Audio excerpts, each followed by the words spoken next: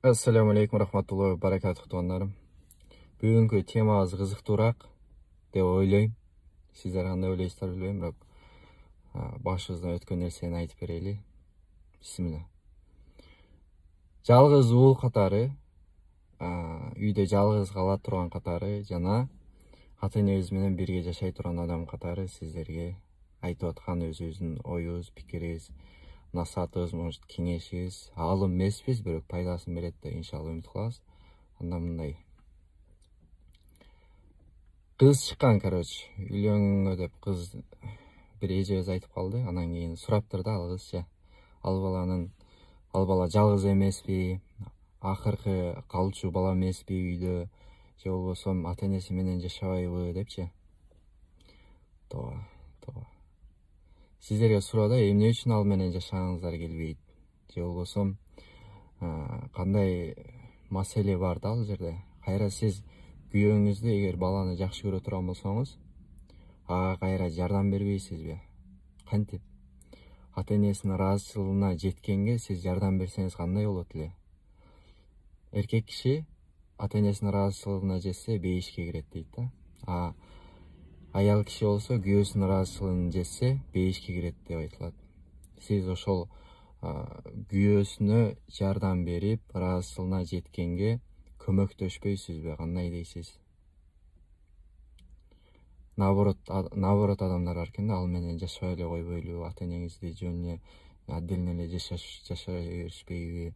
Же болбосо ушундай адамдар бар, карыялар үйүнө алып барып койбойлу депчи. Ошол нерсе сизге дагы келип калса эмне кылат элеңиз? Карыялар үйүнө балдарыңыз кийин жеткирип коелу деп атса, кандай оор тиет? Сиз да ордуңузга коюп көрүңүз ал адамдын, же кайненеңиздин ордуна коюп көрүңүз, кайнатасынын ордуна коюп көрүңүз. Сиздин бир эле балаңыз бар, анан келиниңиз ошентип айтып атса, кандай болот эле? Же 3-4 кызыңыз бар да, бир эле балаңыз бар, ал келини ошентип айтып атса, ата энеңиз менен жашабай эле койбойлу, башка эле квартира снимать этип жашай бербейлүү депчи. Ар бир адам өзүнүн ордуна коюп көрүш керек да. Эмне үчүн коркосуздар да? Мисалы, мага таң калыштуу болду ошол нерсечи. Же болбосо кызмат кылгындан коркосузбу? Же болбосо аралаша берет ата энеси дейсизби? Жок, ата энесинен кайра кеңеш сурабайсызбы? Жакшы нерселерди, насааттарды үйрөнбөйсүзбү? Келиндер айтат, аял кишилер айтат. Кайра жакшы го ата энеси менен жашаган. Эртең сиз кызмат кыла бериңиз, бир аз кызмат кыласыз, бир 100 жыл, 200 жыл кызмат кылбайсыз. 20 жыл, 30 жыл, 40 жыл. Эртең сизге да айланып келет ошол. Сиз да келинди болуп каласыз, буюрса иншалла, бала берип калса Аллачы. Ошондо келиниңизден сизден жакшы кызмат алып турсаңыз жакшы да ошол. Сизди урматтап, ысык чайын берип, кийимдериңизди жууп, сизди урматтап турса жакшы да турабы? Кайненем жаман. Чубак ажы, раматылык чубак ажыбыз, устазыбыз айтты эле. Ошол бир кайненеге кошамат кылып, ошол бир кайненени тилин таба албасаң анда кандай келинсиң депчи. Үйдө болосуздар, сөз жок, ал жак бул жак болуп кетет, бирок сабырдуу болуп, оптур сиздики туура. Ушул жерде дагы мусулмандын сыпаты улууларды урматтап, кичилерди ызаттап, кичилерди ызаттабай сизди мындай жаман мамиле кылып атса дагы айтат го. Раматылык чубак ажыбыз да айтты, угуп калдык, айтып атат.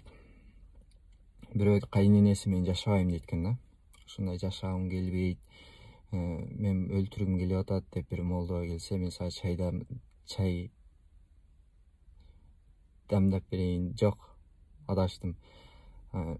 Бир дары алып кел.